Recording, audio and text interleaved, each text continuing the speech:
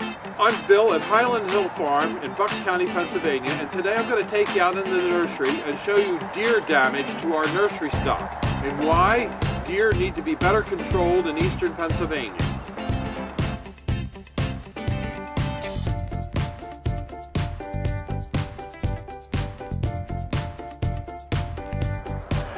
This is a block of Elegantissima arborvitaes. Normally the deer don't eat these. You don't see much browse damage. But rubbing is the critical problem here. Every tree in this block will be ruined by the deer by the end of this year or next year. There's a tremendous population of deer in this area this year. In other years we haven't had such a population problem, but this year it seems to be exceptionally bad. I'm going to take you over and I'm going to show you the cryptomeria over here as well. The cryptomeria over here, we had over 150 of them planted in this block over here next to the Elegantissima, and not one is going to make it to market.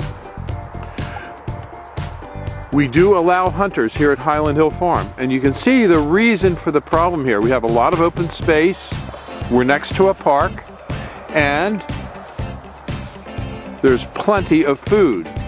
In this field right here, there's soybeans. In the next field over, there's corn. There's nice hedgerows for them to sleep in and hide in, so they have plenty of cover, food, and water is just about 100 yards down into the woods. There's several woods around here where the deer lay during the day, and they come out and browse in the evenings and the mornings. So if you want to hunt these deer, we do have a program here at Highland Hill Farm. But now I'm going to show you why these trees will die.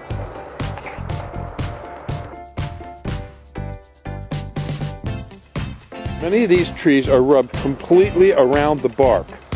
Any tree that's completely rubbed around the bark will die.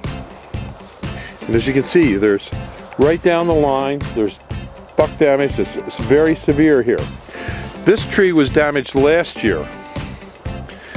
And over here, this tree looks fairly good right from here, but when you walk around it, it's shot. Now, these trees become a vector, a harboring place for a beetle that's very infectious. It's called the Japanese cedar longhorn beetle.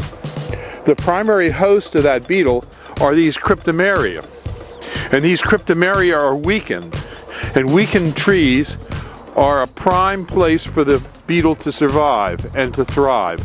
So all these trees in here are going to be killed. We're going to brush hog every single one down, and we're going to chip and burn. Some will be chipped, some will be burned. The ones that are going to be chipped are the larger ones, the smaller ones we're going to put in a pile and burn. And you can see there's not a tree in this row that'll survive.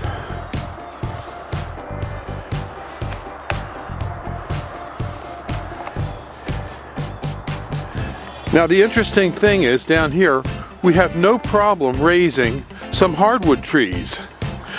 As many deer damage as there are here, the hardwood trees that we raise don't seem to be bothered as much. In fact, we've been out here harvesting some and digging some. And the reason for that is this. These are river birch, and they're multi-stemmed. Multi-stemmed trees such as this, the deer don't rub as much. The bark that's peeling here is the natural peeling of the river birch. These are heritage river birches. Now if you notice, what we do is we leave all these suckers around the tree.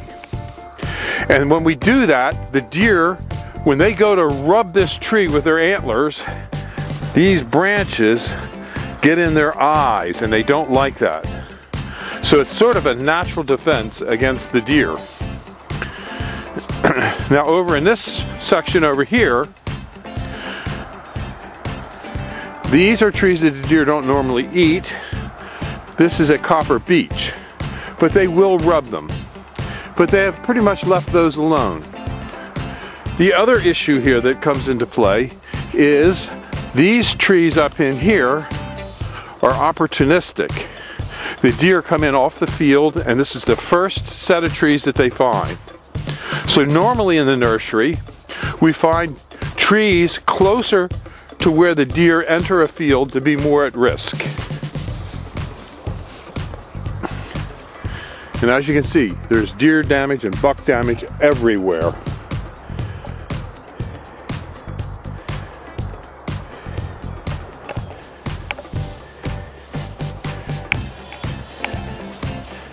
You can see a deer started here, but didn't do any damage.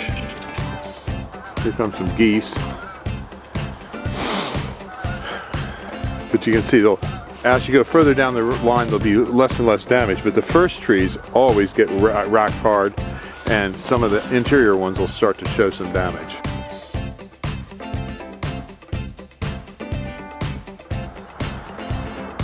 This is a fresh buck rub. I came by here yesterday, and this tree was fine.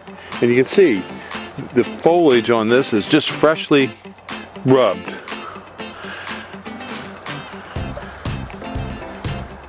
And of course, again, as you see, this is an opportunistic tree. It's on the edge of the place where we're growing trees here. And of course, these will be the first trees that will be attacked by the deer.